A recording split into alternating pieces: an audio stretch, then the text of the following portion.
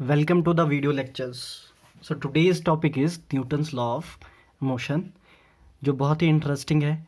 आराम से इन चीज़ों को समझेंगे और कुछ ऐसी चीज़ें पता करेंगे जिन्हें आज तक हम कुछ समझते थे लेकिन वो अलग चीज़ें हैं.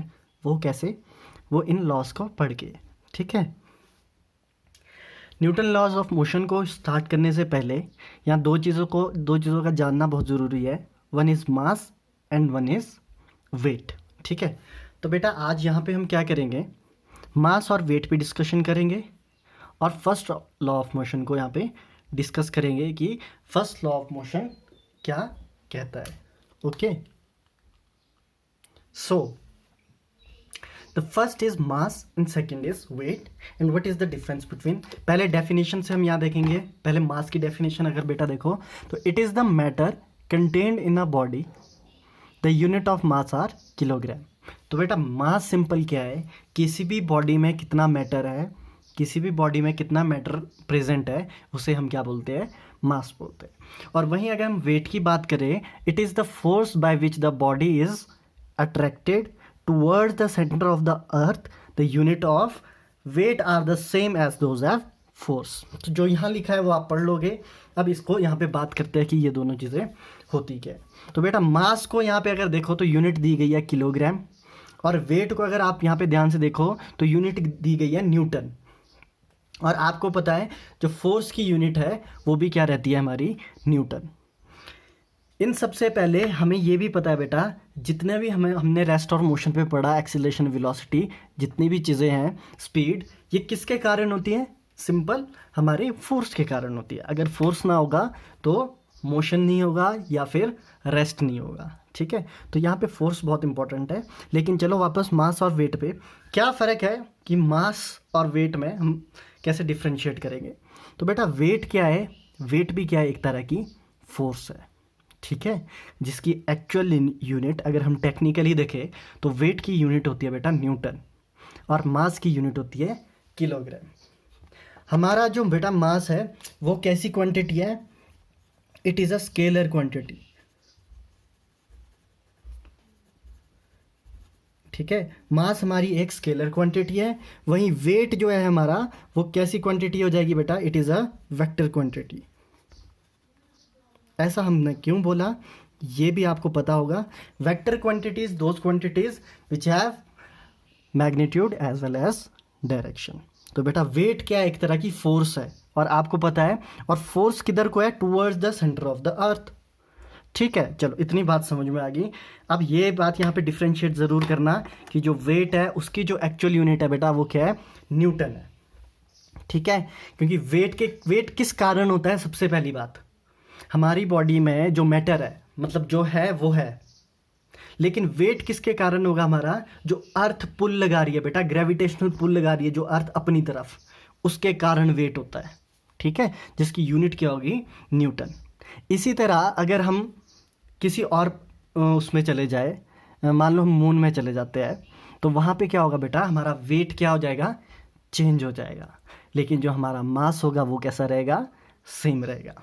इसको एक एग्जांपल से मैं और आगे कंटिन्यू करूँगा.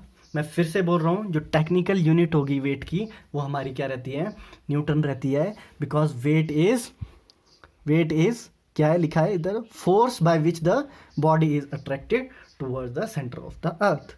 इसका मतलब अगर ग्रेविटेशनल पुल ज़्यादा होगा तो हमारा वेट भी क्या होगा बेटा, ज़्यादा होगा, लेकिन मास क्या रहेगा, सेम रहेगा. अगर ग्रेविटेशनल पुल कम हो जाए तो हमारा वेट भी क्या हो जाएगा, कम हो जाएगा. इसे एक फॉर्मूले से हम यहाँ पे बताएंगे. तो बेटा अगर यहाँ पे F किसके इक्वल टू है, वेट के, या फिर हम इसको वेट क्या लिख सकते हैं, F. वेट ही फोर्स है और फोर्स ही वेट है, जिसकी यूनिट क्या है, न्यूटन. अब देखो बेटा W is equal to mg.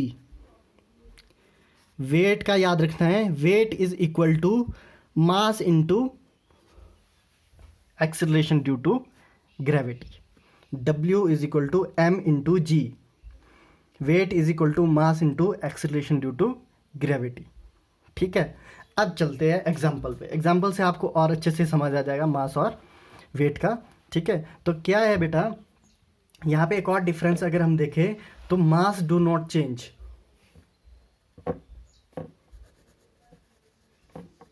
Mass never changes but weight can change. बेटा मास बॉडी का कभी भी चेंज नहीं होता, चाहे आप उसको किसी भी पोजीशन पे कहीं पे भी रख दो, किसी भी प्लेस पे रख दो, लेकिन हमारा वेट जो है वो क्या होता है, बदलता है। ठीक है, सिंपल सा इसका एक एग्जांपल देखेंगे, और एग्जांपल कुछ इस तरह है बेटा। मान लो फॉर एग्जांपल यहाँ पे दो सिचुएशन लेंगे।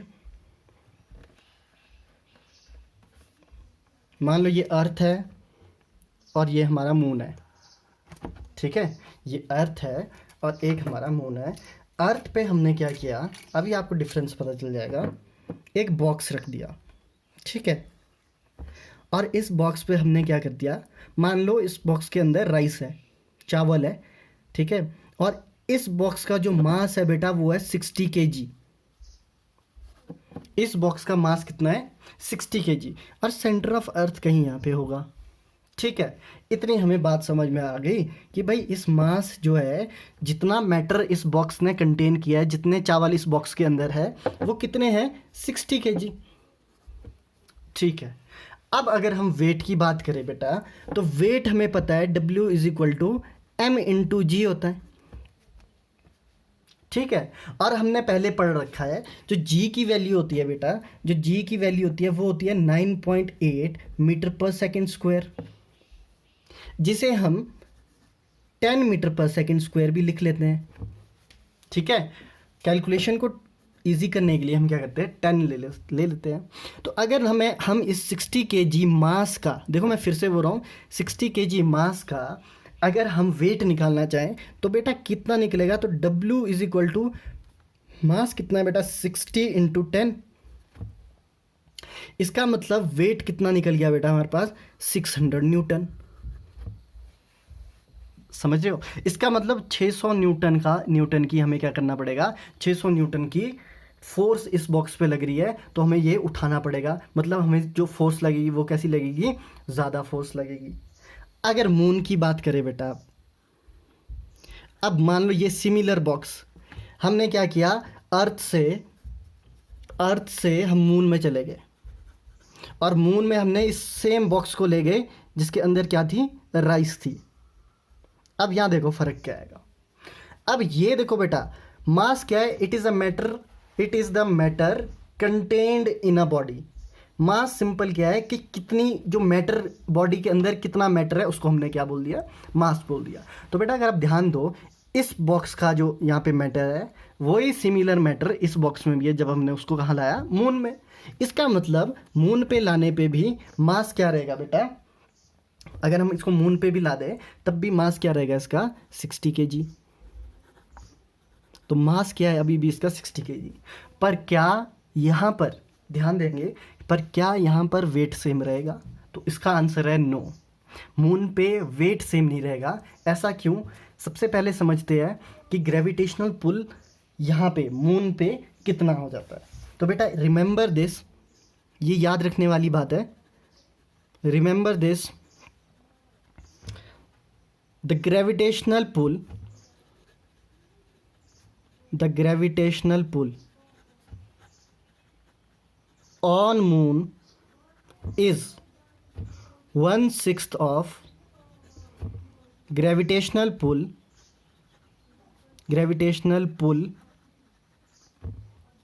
on earth. मतलब कहने का ये है बेटा, मून का जो ग्रेविटेशनल पुल होगा वो 1/6 होगा gravitational pull on earth. For example बेटा, अर्थ में ग्रेविटेशनल पुल कितना होता है हमारा, 10 मीटर/सेकंड स्क्वायर हमने जो लिखा था, और इसको 10 न्यूटन भी लिख सकते हैं। ठीक है, तो यहाँ पे क्या है, 10, अब 10 का क्या है, 10 का क्या करेंगे हम, 6th पार्ट कर देंगे, तो ये कितना आ जाएगा, 1.6 न्यूटन। ठीक है, और अगर हम यहाँ पे अर्थ की बात करें तो कितना आता है बेटा, 10 न्यूटन। ठीक है, 1 kg के लिए कितना आएगा, 10 न्यूटन। तो यहाँ पे अगर हम अर्थ की बात करें तो यहाँ पे हम 10 न्यूटन लेते हैं, 9.8। तो 1 kg के लिए अगर यहाँ पे मास में 1 × 10 करें तो वेट कितना आता है बेटा हमारे पास, 10 न्यूटन, मतलब 10 न्यूटन की 1 केजी पे कितनी फोर्स लग रही है? 10 न्यूटन की फोर्स लग रही है अर्थ पे। लेकिन मून में 1 केजी की में कितनी न्यूटन फोर्स लग रही है? 1.6 न्यूटन। समझ में आ गया? फिर से बताता हूँ, अर्थ पे 1 केजी के लिए 1 केजी पे 10 न्यूटन की फोर्स लगती है, तो 60 केजी पे 600 न्यूटन की लगी। मून पे 1 केजी पे 1.6 न्यूटन की फोर्स लगती है ना, जो पुल होता है ग्रेविटेशनल पुल। तो बताओ 60 के लिए कितना लगेगा? तो दोबारा से यहाँ अगर हम फॉर्मूला लगा दें m/g, तो यहाँ पे W is equal to mass कितना है बेटा? यहाँ मास क्या रहता है? कांस्टेंट। मास सेम रहेगा चाहे आप किसी भी प्लेस पे हो, कोई भी पोजीशन है आपकी, मल्टीप्लाई बाय बेटा अब यहाँ पे g की जगह क्या लिखेंगे हम? 1.6। ठीक है, और इसको मल्टीप्लाई करोगे तो क्या आएगा? W is equal to 60 multiply by 16/10। ठीक है, तो ये आ जाता है हमारे पास कितना? W is equal to 96 newton. अब देखिए यहाँ पे अर्थ पे जो वेट था वो कितना है बेटा? 600 न्यूटन। और मून पे जाके वेट कितना हो गया? 96 न्यूटन। इन दोनों में से कौन सी सिचुएशन में हमें इस बॉक्स को उठाना ज़्यादा आसान होगा, जिसमें फोर्स कम होगी? ठीक है, तो इस बॉक्स को मून पे, इस बॉक्स को अगर आप उठाओगे, मून पे इस बॉक्स को अगर आप उठाओगे तो इजी होगा इस बॉक्स को उठाना एज कंपेयर टू अर्थ पे। समझ में आ रहा है? तो याद रखना बेटा, मास वेरी नहीं करता, मास क्या रहता है? सेम रहता है, लेकिन वेट हमारा क्या हो जाता है? चेंज हो जाता है जब हम क्या करते हैं? अपनी प्लेस को बदल देते हैं। अर्थ पे भी ऐसे ही होता है बेटा, अर्थ पे हर एक जगह हमारा 9.8 नहीं रहता, ये वेरी करता है।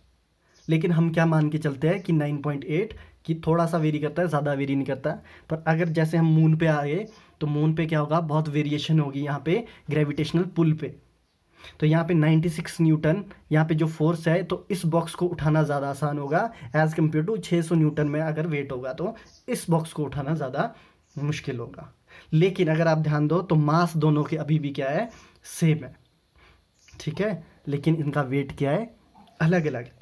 वैसे अगर हम वे करें, मतलब अगर हम इन दोनों को तोले, अर्थ में भी तोले और मून में भी तोल दे इस 60 को, तो देखो बेटा अर्थ पे तो 60 को तोलेंगे तो 60 केजी निकलेगा। इसका मतलब अर्थ पे मास और जो ये है इसको वेट करेंगे तो हम बोलते हैं 60 केजी।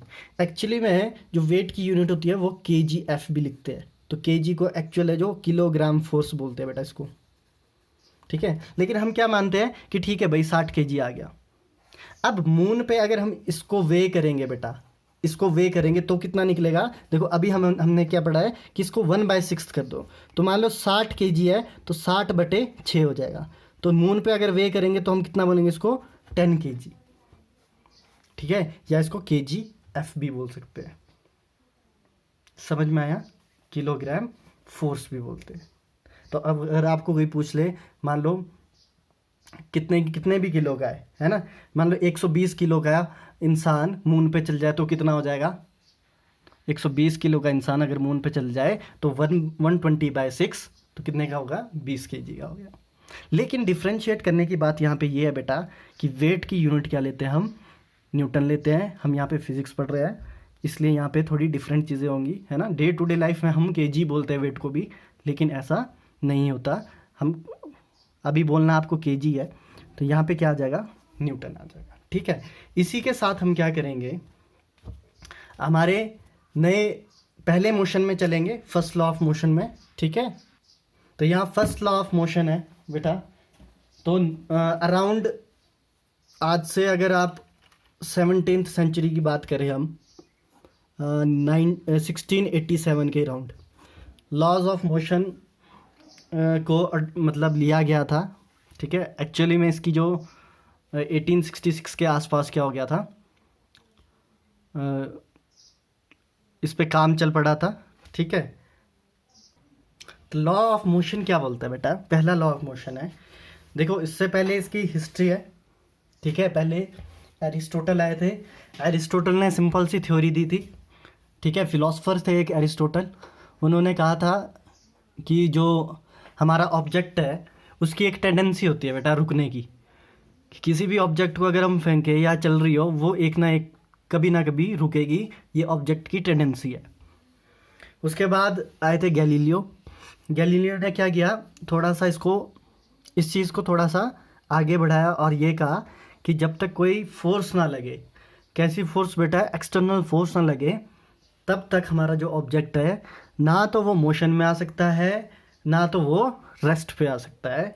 ये गैलीलियो ने बात रखी। उसके बाद इन सब चीज़ों को न्यूटन ने कंक्लूड किया और लॉज ऑफ मोशन 1686 और 87 पे इसको पब्लिश किया। ठीक है, चलो अब लॉज ऑफ मोशन में फर्स्ट लॉ ऑफ मोशन को हम आराम से पढ़ते हैं।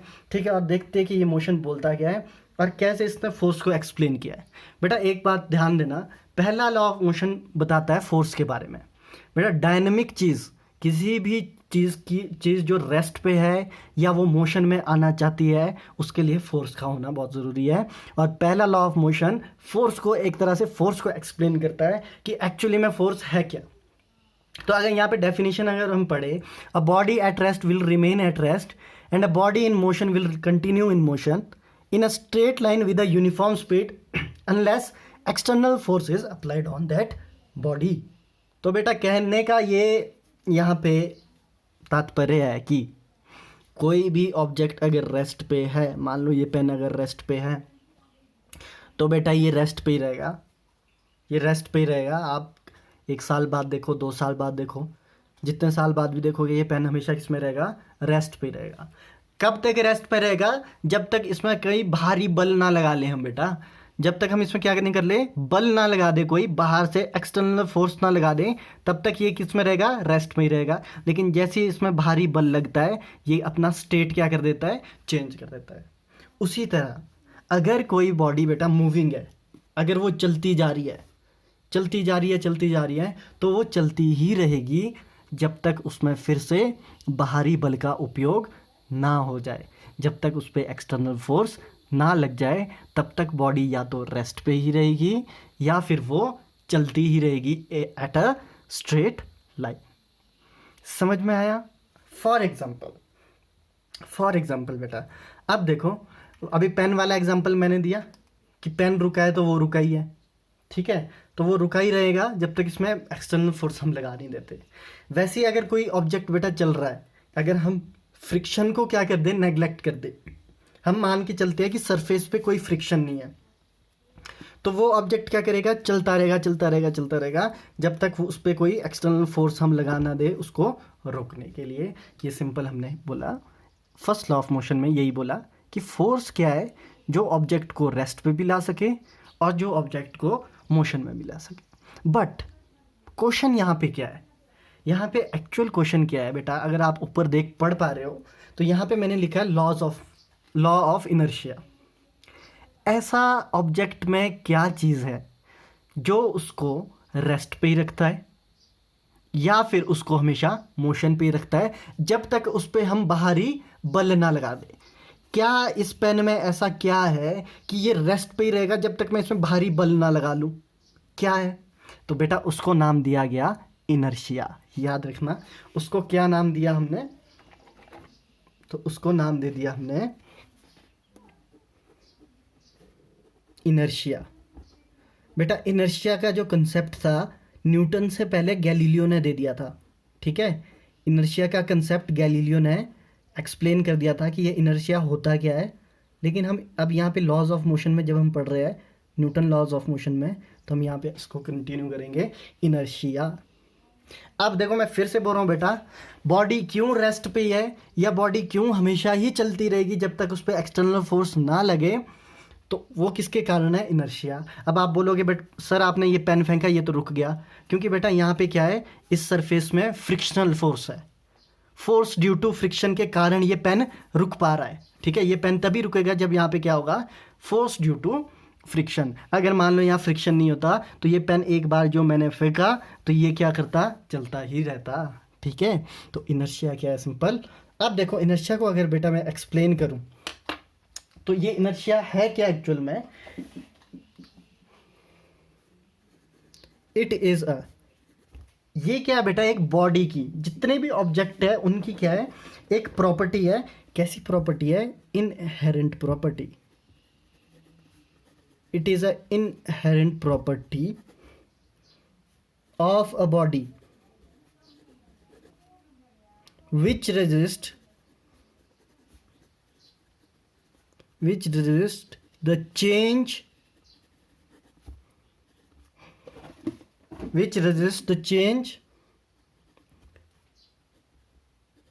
in the state of rest or state of uniform motion. कहने का मतलब क्या है बेटा, देखो इनर्शिया एक ऐसी प्रॉपर्टी है बॉडी की जो बेटा ऑब्जेक्ट को अपनी स्टेट से दूसरी स्टेट में जाने के लिए रेजिस्ट करता है। मतलब जैसे कि ये पेन, अगर ये पेन बेटा रुका है तो ये रुका ही रहेगा ड्यू टू इनर्शिया। ठीक है, अब देखो ये रुका ही रहेगा, कब तक रुका रहेगा? देखो रेजिस्ट कर रहा है, ये क्या कर रहा है, मोशन को रेजिस्ट कर रहा है, इसलिए ये रुका हुआ है। तो यहां पे अगर आप ध्यान से डेफिनेशन पढ़ो बेटा, विच resist the change in the state of rest. Change, resist किसको कर, ये पेन किसको रेजिस्ट कर रहा है कि भाई इसमें कोई चेंज ना हो, ये रेस्ट में तो रेस्ट में ही रहे। अगर ये मोशन में है ये पेन, तो ये हमेशा मोशन में ही रहे। समझ रहे हो? तो रेजिस्ट नहीं हो रहा है यहाँ पे। ठीक है, यहाँ पे क्या हो रहा है, चेंज रेजिस्ट हो रहा है। ठीक है, चेंज नहीं होना चाहती। इसका एक एग्जांपल देते हैं इनर्शिया का, सिंपल सा एक एग्जांपल दूं बेटा। मान लो दो बॉल्स है, ठीक है, ये बॉल 1 और ये बॉल 2।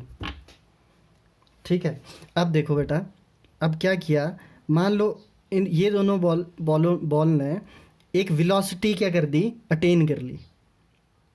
वेलोसिटी अटेन की तो ये दोनों बॉल्स एक वेलोसिटी आगे की तरफ बढ़ी।